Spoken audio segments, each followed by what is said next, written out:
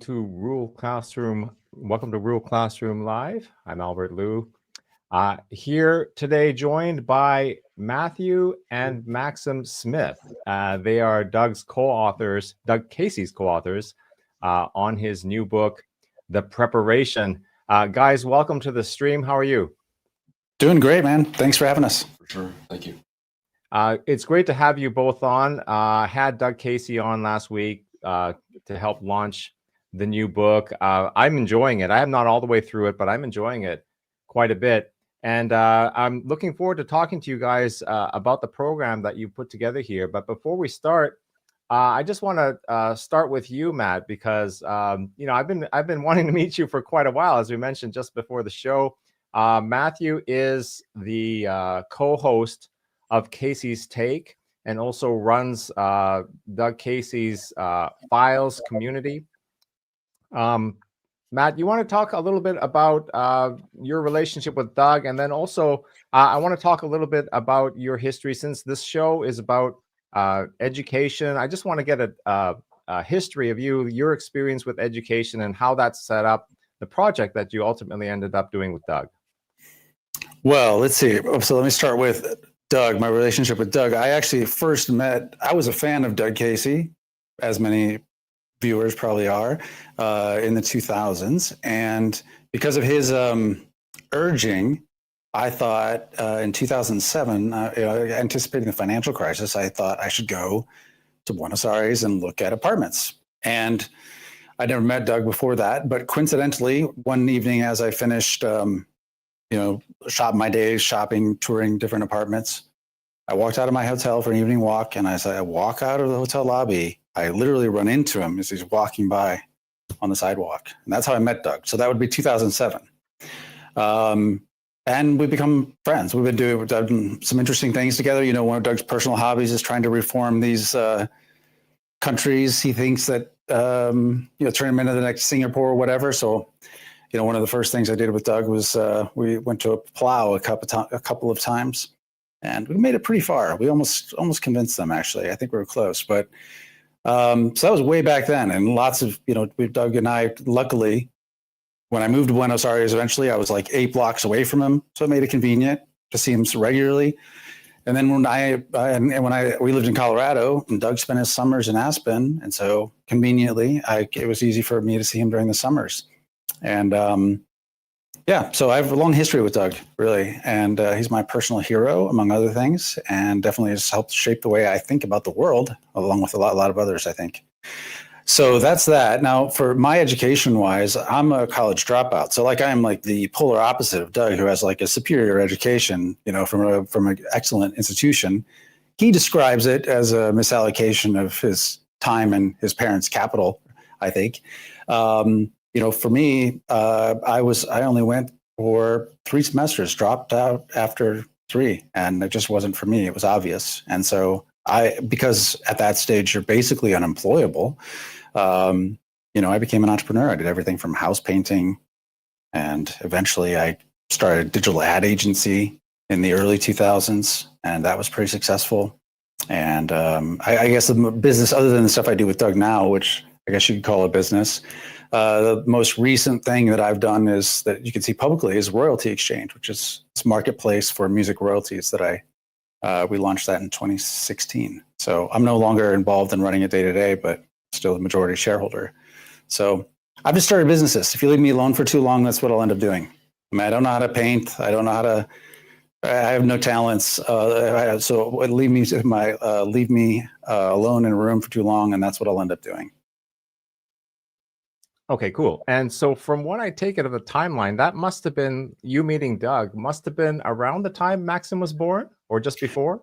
It was 2 years after he was born. I know exactly when it was. His sister is 2 years younger than him, and it was in October of 2007 when he was 2. Yeah, because my daughter was 2 weeks old when I went down, which was not exactly a popular decision, and I knew it was a bad idea to kind of leave with a daughter who's 2 weeks old. But I just felt the urgency of the financial crisis coming, so I felt like I really got to go.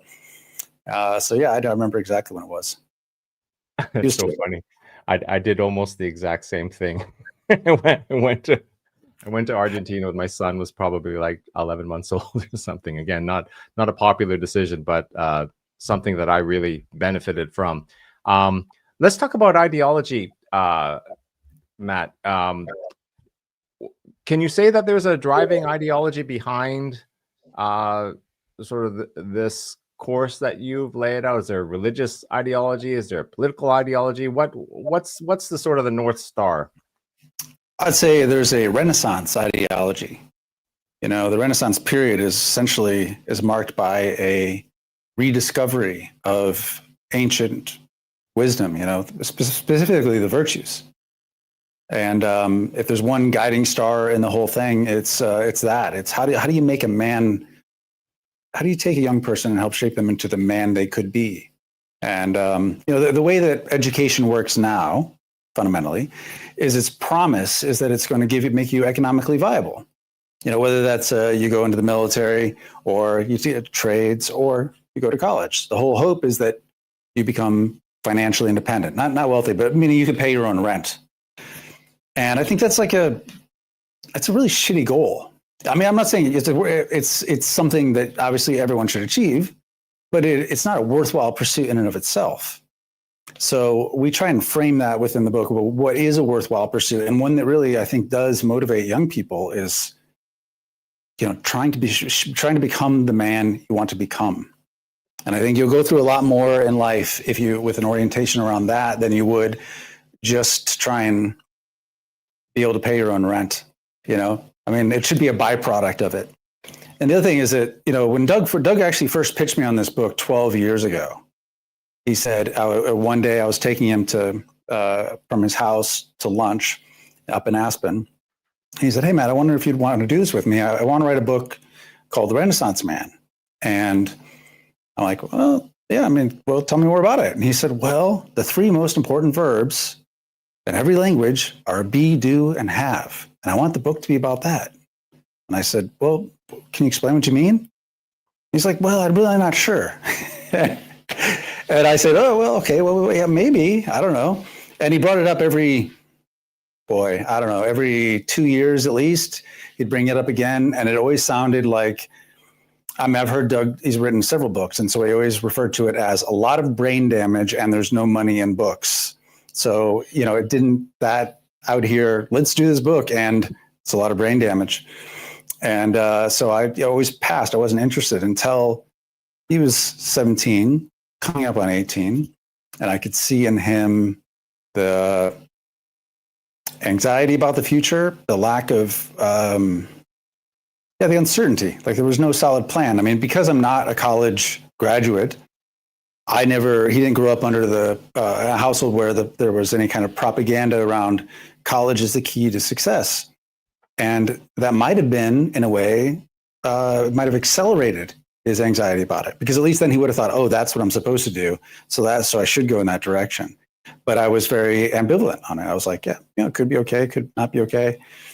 And anyway, so once I saw him in that situation and I felt it, I got back with Doug and I said, I think we should let's flush this out a little bit more. And what flushing it out really meant a couple of ideas on a napkin. That's where it started. And and obviously now it's a pretty well structured program. Okay, Maxim, I want to ask you something, because this reminds me of a conversation I had, or a conversation I was listening to. I can't remember if I was actually hosting it, but with Jeffrey Tucker. You guys know Jeffrey? I do. Jeffrey Tucker. Okay, so well-known, anarcho-libertarian guy. And we were talking about kids at one point, and he said something that kind of resonated with me, because he said like, when my daughters were young, like I didn't want to indoctrinate them with any ideology, even my own. Like I wanted them to find their way by themselves. And I kind of felt the same way. But then Jeffrey says, yeah, but then when they grew up, they told me, Dad, you were trying to kind of be low key about it, but we knew you were an anarchist all along. The whole thing. And I think the same's true with sort of my kids. I tried not to, be too outspoken about it, but even going the other way, actually. And I don't know if it actually worked. So the question, Maxim, for you is, given your father, what he just said about ideology being sort of the Renaissance man, that archetype, how much of that sort of seeped through while you were young, versus how much of it did you just find out about it when he started this book project? It's a good question.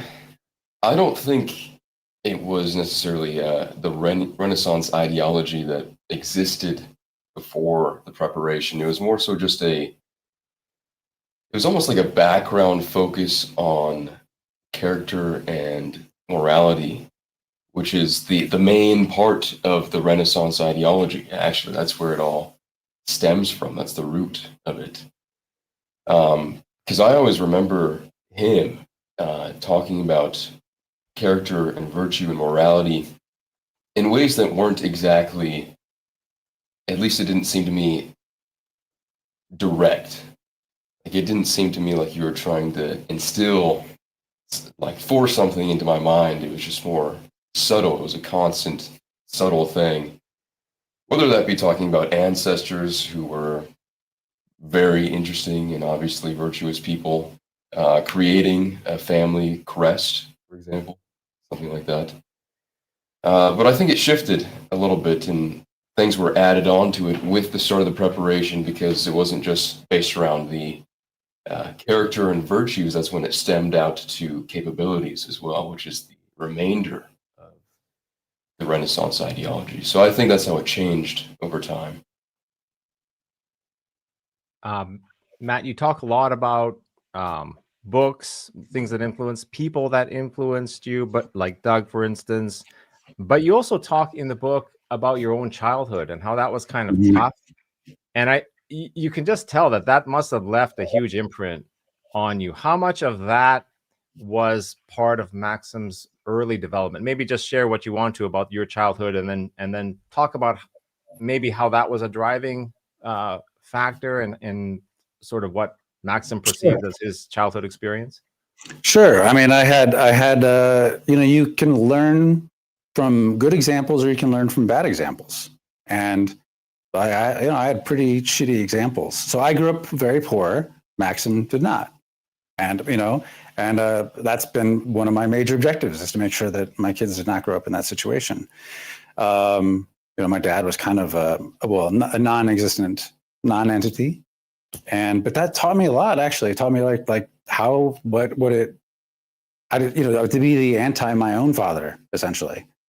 So I think it was, in the book, like, I'm a huge fan of stoicism. Stoicism comes through in the book, as you can see in all the parts that I wrote related to it. And, there's this basic idea that, like, everything does indeed happen for a reason. And like you're put in particular situations so that you can do the thing that must come next. And so I have only real gratitude, honestly, for the situation I grew up in. I think it was really good for me to be who I am, and I like who I am. I think that's a fabulous example on how to deal with adversity. Maxim, what do you have any comments on? Obviously, you know what your father wrote in the book, and you know him probably better than anyone, or as well as anyone. Just that attitude. It is very stoic, Matt. Just sort of accepting what life throws at you, Maxim. Is that one of the lessons that you take from this? Yeah, for sure. And I think if we're tying it directly to the preparation, you are constantly doing new things that are very difficult, doing it willingly, instead of letting these random life circumstances happen to you that are going to be difficult anyway. And because you're doing it willingly, back to back to back, these new things, you develop, I think, naturally a stoic attitude of facing difficult things. I think it ties in directly with the preparation. Okay, so let's get to the book then. One of the things that jumps out immediately when I read the book is that it's written from a man's perspective. And this must have been, like, you and Doug must have had a conversation about this very early on and make that decision. I want to ask you why you made that decision. Should we just be feeding our daughters into the college machine? Is 4 years wasted effort and a huge amount of debt a good thing for women? Why did you decide? Why did you decide to make it kind of a male focused program? Yeah, well, I don't think. Well, I'm one of these people who believes that there's a difference between boys and girls. I guess, count me as I guess a radical these days to think something like that. I mean, I have a son and a daughter. My daughter today is at the same age Maxim was, essentially, at the time when he began this. It began as our beta tester, our guinea pig, and trying to put this all together.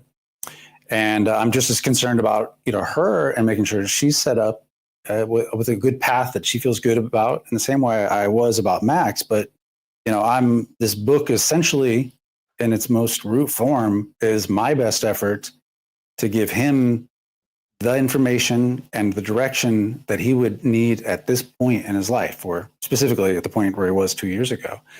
And talking to him, talking in a gender neutral way, I don't think would have accomplished the same thing. I don't think it would have connected with the young men that we hope to connect with if I'd tried to make it gender neutral. I mean, girls have different hopes, fears, aspirations, and anxieties, and I think they're fundamentally different and than a young man is. I mean, what motivates a young man is different. So, in a broad way of looking at it, the book is designed to make the young man, give him power, give him the power to shape his environment, the power to control and master himself, the power to develop capabilities.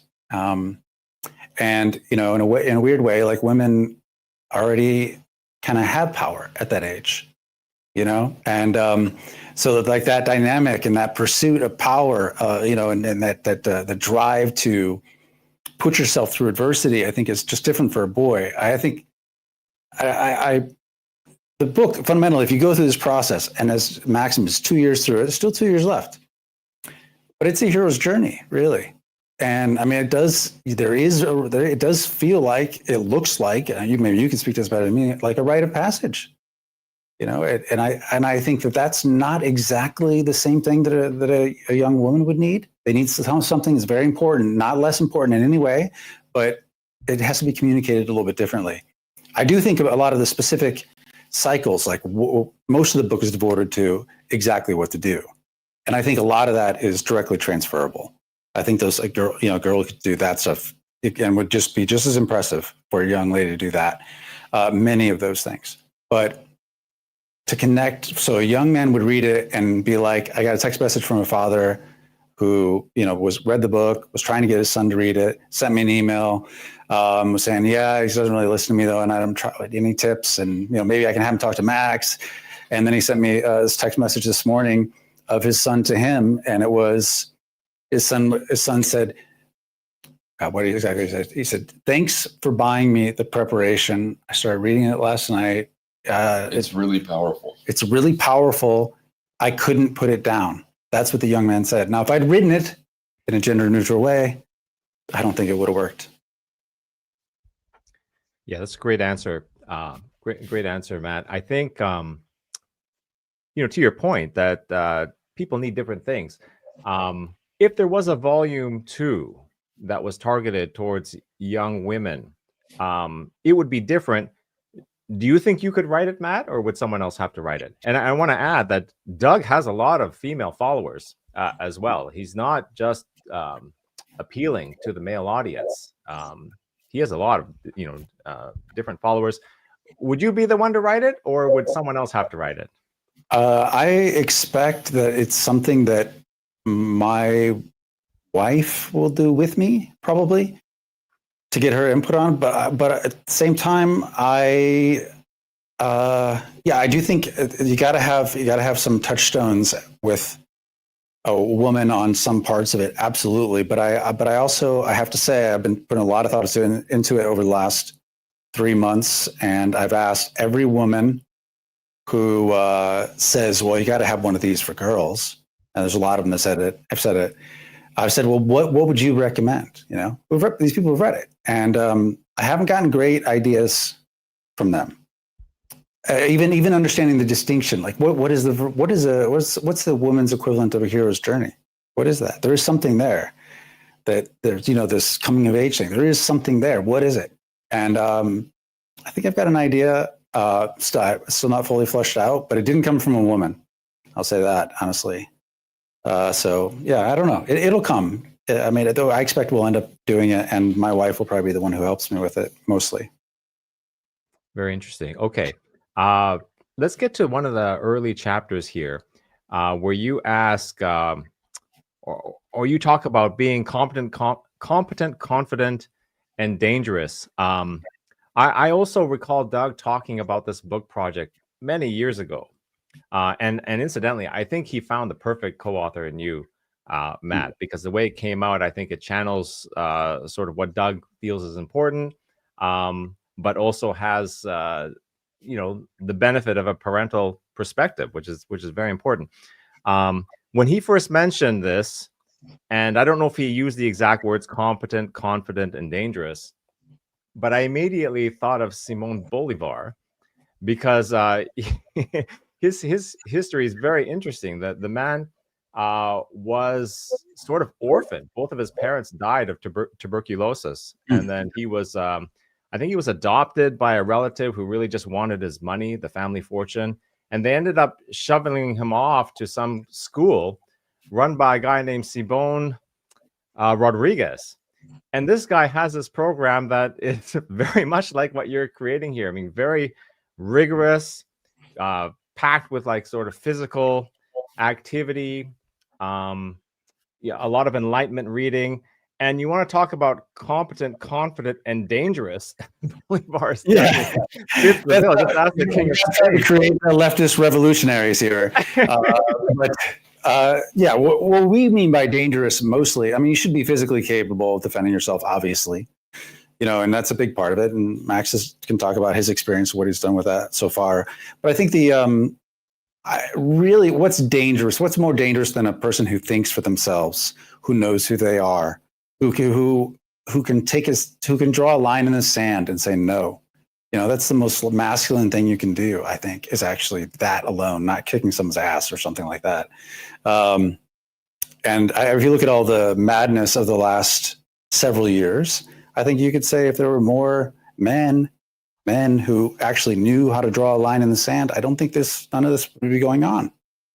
So, yeah, that's what we mean by dangerous. We mean really being independent, being independent, an independent thinker, and capable of acting and shaping the world around you. Dangerous. So dangerous to whom? Does this have a libertarian slant to it? Dangerous to the state? Dangerous to sort of the corporate culture? Dangerous to whom? Well, I'd say it's dangerous to anybody who might want to coerce you. And of course, that could be the state. Of course, is the number one coercer, anywhere. But it also, but I think it also could be just the system, like certainly corporate employers and things like, and any employer for that matter. I mean, our hope is that people are not employees. That they ultimately are entrepreneurs. Of course, people ultimately choose their own path there, but exactly how they do it. But that if you're dependent upon a paycheck, what's the Nassim Taleb's quote, which is the 3 most addictive substances on earth are heroin, heroin, carbs, and a monthly salary. And I agree with that. Like, a monthly salary is a dangerous thing. It's very easy for you to sort of sit on your haunches and not do anything with that. So, yeah, we prefer people not go that route. We prefer people have choices about how they can create value in the world. And if you have a whole suite of capabilities and you understand how the world works, then it becomes very easy to see how you can be a value creator almost wherever you are. Okay, so let's get to the nuts and bolts. This is a 2-part book. In part 1, you talk about foundation. This is sort of the thinking. And then you talk about part 2, the action, the doing. So start with part 1. What motivated the choices you made? What were the choices you made there for foundational ideas, and why? Well, the most important thing, I wanted to explain how the world actually works compared to the way that people think it works. There's this notion of, climbing the ladder to success, this idea that you got to work your way up. I think that's a total lie. And so we just kind of introduced the idea of,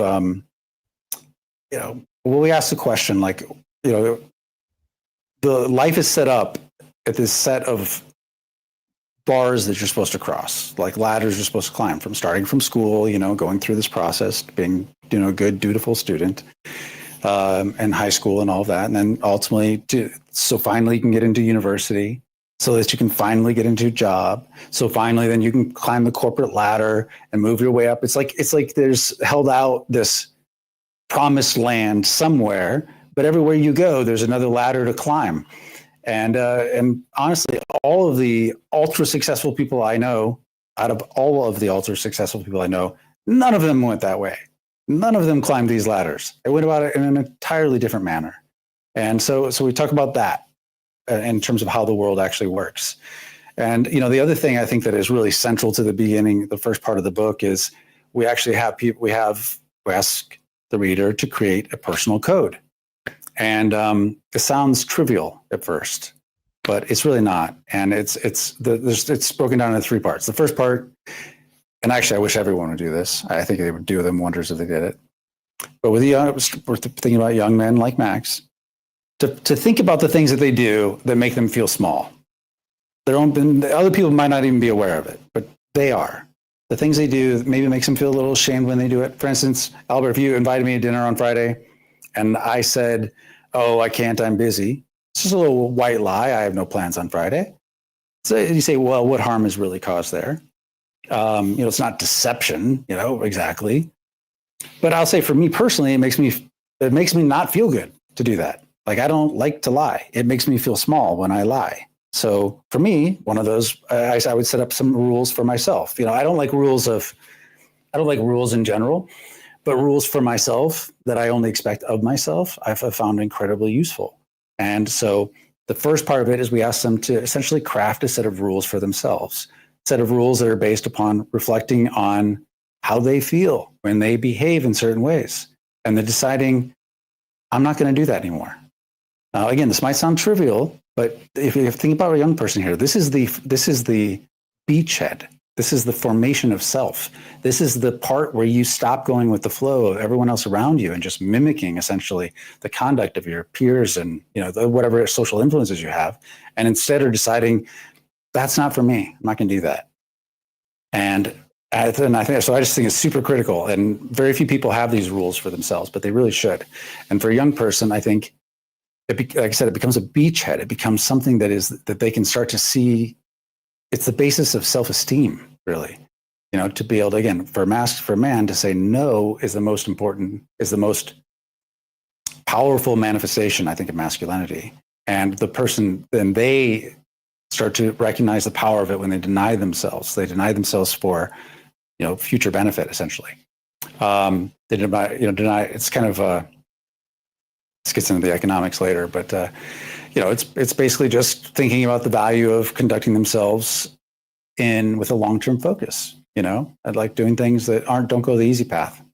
So that's the first part. The second part of the personal code is we introduce them to the ancient virtues, and we say, here's what they are. Those things like courage, hospitality, ancient virtues. And we say, note the ones that call to you, that you sound like, yeah, that'd be cool. Like I would like to be known as a courageous person. I'd like to be known as a person with dignity. These things, that sounds good to me. I like these things. And write those down. And unlike the rules, which it's like a binary thing, it's like, I fell short, I feel a little, I failed or whatever. Virtues is a constant pursuit. It's an aspirational attempt. You could always be more courageous. You could always,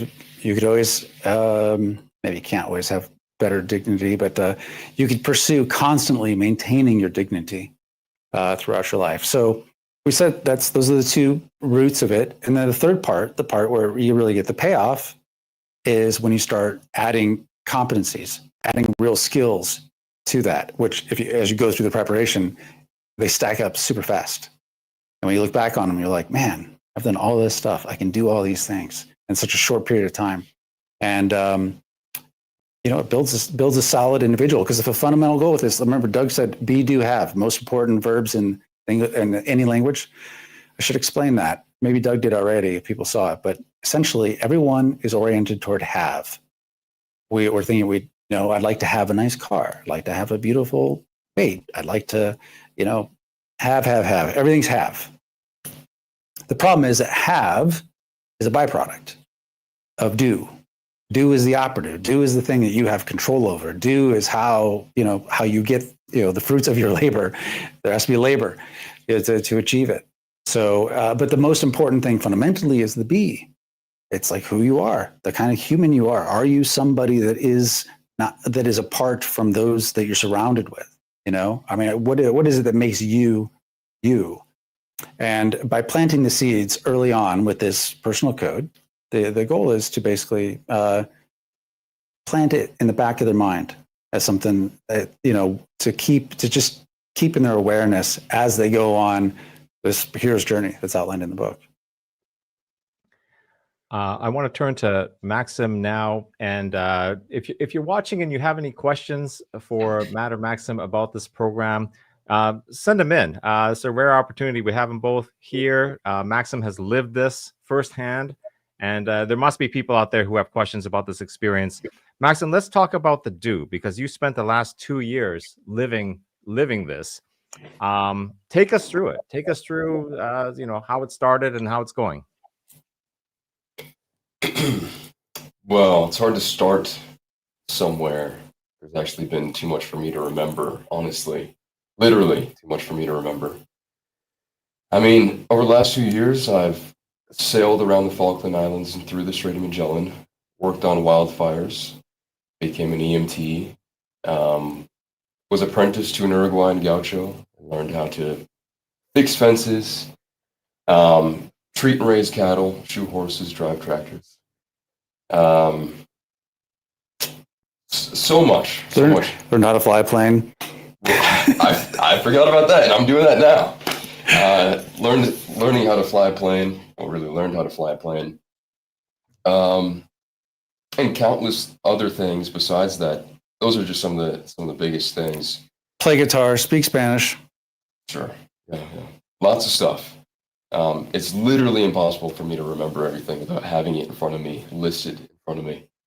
But it's been very, very good. I think it's probably the best thing that's happened in my life, for sure, without a doubt. Because when I was 17, like my dad was saying, I was completely lost and unsure of what to do. And then starting off with the basic couple lists that Doug gave us that was on the napkin, first thing I did was go to EMT school. And that's where everything started. That's where the preparation completely started from there. But along with that, the be do have thing was introduced. That idea was introduced in the beginning, which was and has been the most important idea throughout the entirety of it. It's been the foundation.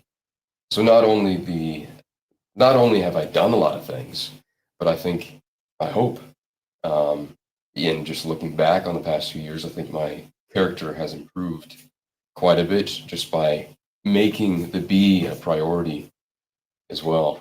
So a lot has happened, and I can go into detail about some things if you're curious, but it's too difficult for me to go into everything. Let me ask some specific questions then. The first thing that came out when I was reading sort of some of the more practical do recommendations you have is that a lot of these things don't have to wait until someone is 18 years old. I have a boy who's turning 12 soon, and I think he should.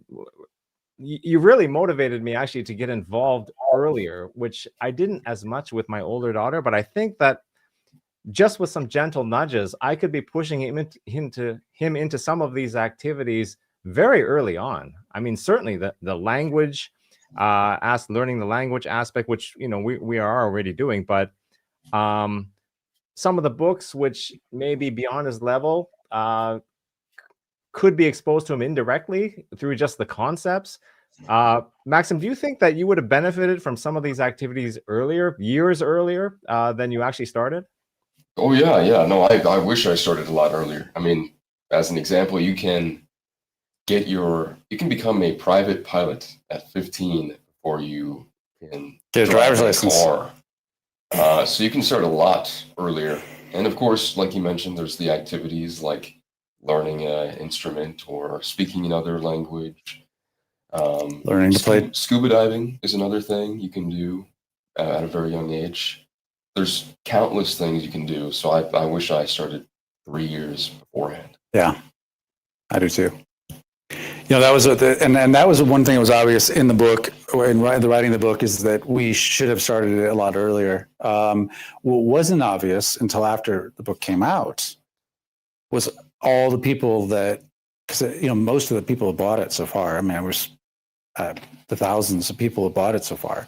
Most of them are parents trying. Most 17-year-old kids are not like, could they even buy the book online? Even do they have a credit card? I mean, they're not the buyers. The buyers are the parents or grandparents who are concerned about or want to aid in their loved one's future. And so the parents read it and they're like, I could do this. I could do this now. Or people that are gone through college and it didn't work like they expected it to work. And they see, I could start these things today.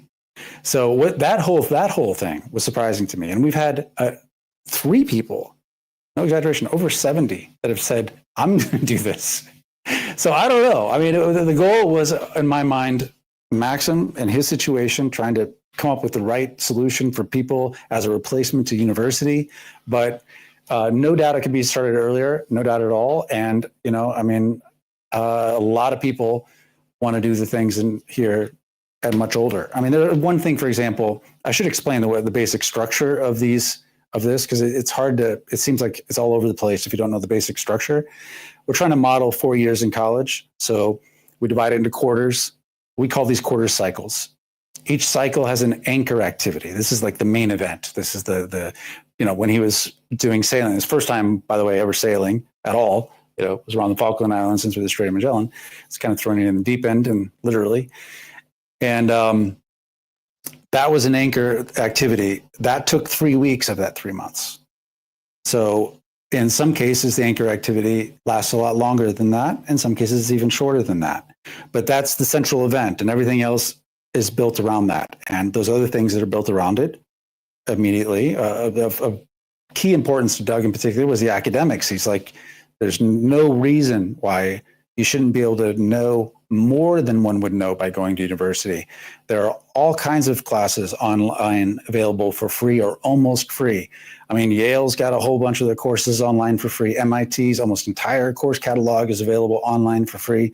The education is out there if you want it. And we detail exactly where to go and the classes to take and all this stuff. It's all detailed specifically.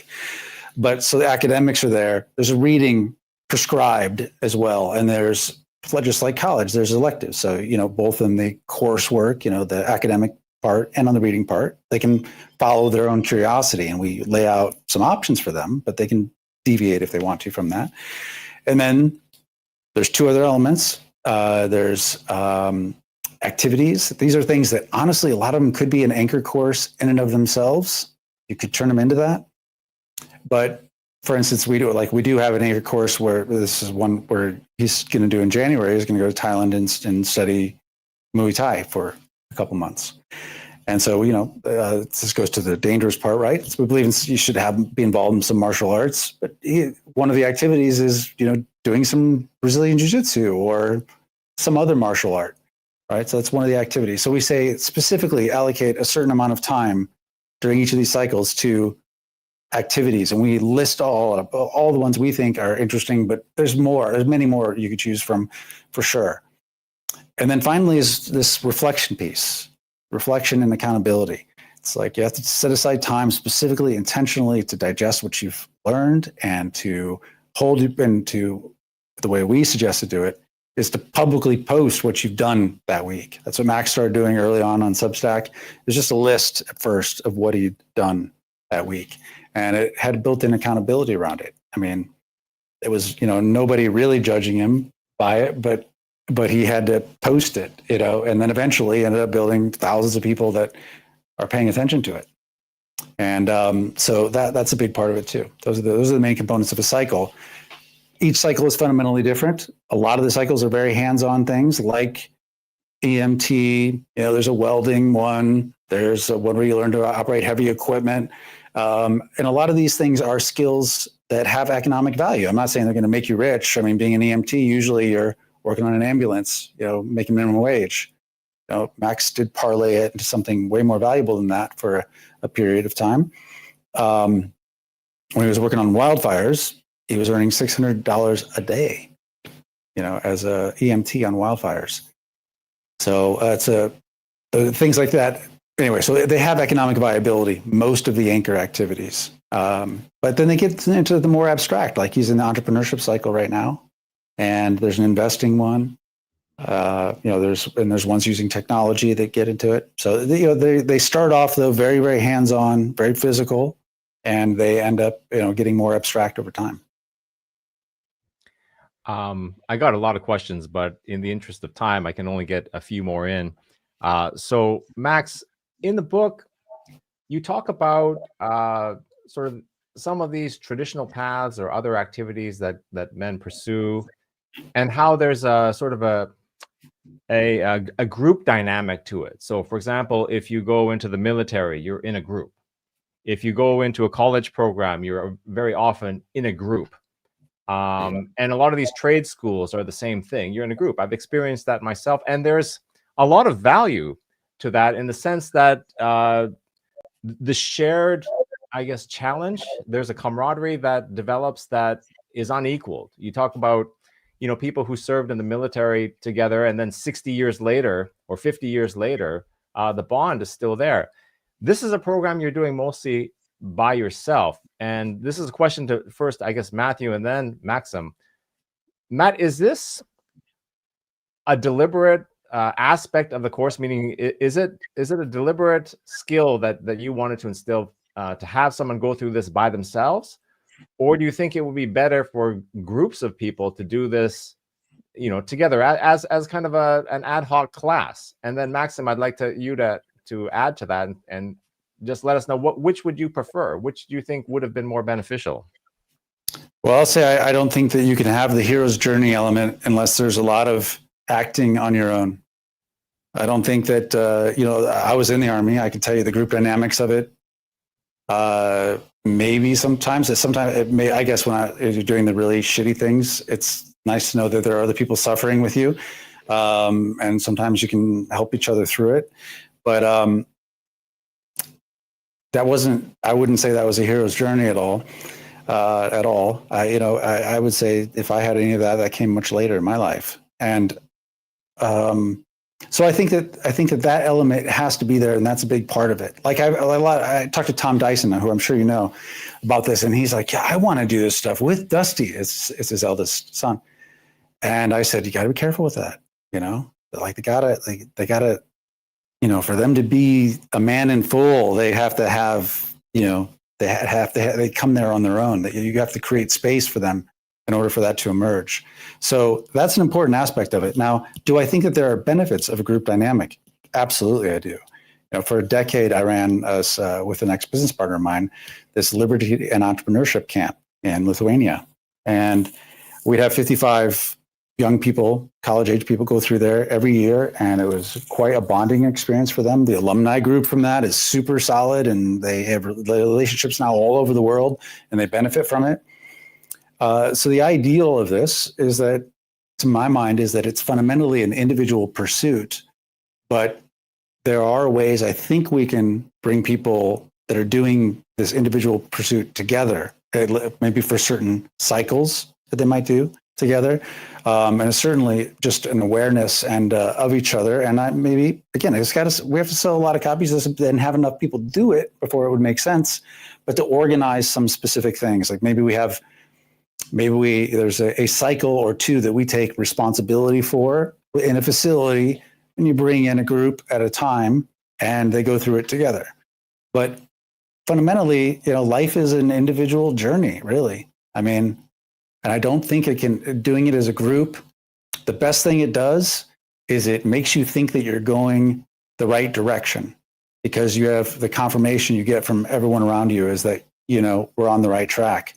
The downside is you can be going totally the wrong direction and believe the whole time you're doing the right thing. Right. And the forced group structure pales in comparison to inputting yourself into a group willingly. Like if you do that in school, I didn't go to college, obviously, but if I'm measuring my experiences in school, I can't imagine that my social experiences in school, I can't imagine that it would be that much different in college. And I was forced to be in school. And majority of it was just messing around with other people and talking about how everything sucked. That was what it was. It's like you're talking with your inmates, basically your fellow inmates. Yeah. And then there's this weird competition, peer competition, where everybody keeps themselves in line. You don't want to step out of line, otherwise you are out of the group. Whereas in the preparation, when you're doing stuff, like I'll use sailing and wildfires as an example, I was inserting myself into odd groups that come naturally instead of being forced groups. Like when you step onto a wildfire and you work for a wildland EMS crew, which is what I did, you are forced to live with a group of people. Of course, you're willingly putting yourself in that position, but you're living with a group of people who you had never met, most likely, for a month plus, possibly. And the relationships you can develop from that are much more, much stronger, much better, much more interesting. And then sailing, you are developing relationships with people of varying ages, of varying skill sets, and they're not just your peers who know as much as you do or less, and have about as much experience as you do or less. For people who are genuine, real people going out and doing stuff that you're getting in close contact with. And that's very different than a forced environment like the trades, even, or school, or the military.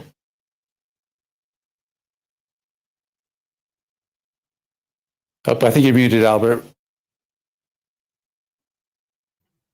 Sorry. Sorry, I got alarms going off in my office all over the place. Thank you for that. We're running out of time here, so we're going to have to conclude. So I just want to tell people where they can get this book. We have a short link, kc.ruleclassroom.com. There's the book. This is my favorite photo from the book. It's Maxim with a godfather and dad on the tarmac in front of a plane that he presumably just landed himself. No, you didn't fly that one. This was in Lima, actually. It was in Lima. Joke. Yeah. I don't think you start on those planes. Yeah, no. But it's a good look. So if you're interested in this, please pick up a copy of the book. kc.ruleclassroom.com is where you can get it. Guys, thanks for spending time with me today. We really appreciate it. And I'd like to get you back on the show again sometime. Yeah, that'd be awesome. Yeah, thanks, Albert. Really, really appreciate it. All right. Say hi to Doug for me, guys. Take care. And everyone who joined, thank you very much. If you missed my interview with Doug Casey last week, you can go to ruleclassroom.com. Catch that, as well as numerous other live streams I've done with Rick Rule about natural resource investing. Everyone take care, guys. Thanks again, and we'll see you next time. All right, take care. Thank you.